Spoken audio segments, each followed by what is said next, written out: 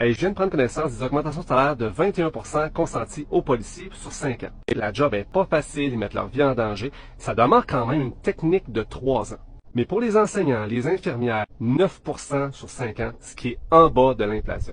Non, mais on rit de qui, là? C'est pas une question de mérite ou de difficulté de la tâche de policier, c'est une question de rapport de force dans l'ordre public. Tous les gouvernements, peu importe la forme de l'État ou l'idéologie du parti au pouvoir, doivent prioritairement assurer une chose: maintenir le monopole effectif de la violence à l'intérieur de leur juridiction. Le moment que le public perd confiance que les ordres du gouvernement vont être appliqués par la violence des forces de l'ordre si c'est nécessaire, l'existence même du gouvernement est à risque. Et ça, c'est particulièrement vrai dans les périodes difficiles où il y a risque que les gens perdent confiance que leur gouvernement peut ou va les aider dans leurs besoins. Imaginons là, que l'économie continue à se dégrader. Le gouvernement n'est pas capable de combler les postes manquants en éducation, en santé et j'en passe. C'est juste une question de temps avant qu'il y ait des grèves, des manifestations et, si les choses vont vraiment mal, des émeutes contre le gouvernement lui-même. Imaginez si, dans une situation du genre, le gouvernement pouvait pas, en plus, compter sur la loyauté de la police. De là, on serait pas très loin de perdre l'ordre social et le gouvernement lui-même. C'est pour ça que peu importe comment mal les choses vont, il va toujours avoir de l'argent pour la police. Et même le plus ça va mal, le plus il va en avoir de l'argent pour la police. Et ça, peu importe les besoins dans les autres fonctions du gouvernement, que ce soit la santé, l'éducation, la justice ou l'économie. C'est la réaction un peu naturelle d'autopréservation d'un gouvernement qui se sent en train de perdre le contrôle. Je sais que ça peut sembler extrême dit de même, et je précise, ça c'est le pire scénario possible. Je dis pas qu'on est rendu là. Mais aussi, à quelque part, c'est quelque chose qu'on comprend tous un peu instinctivement, si on y pense vraiment.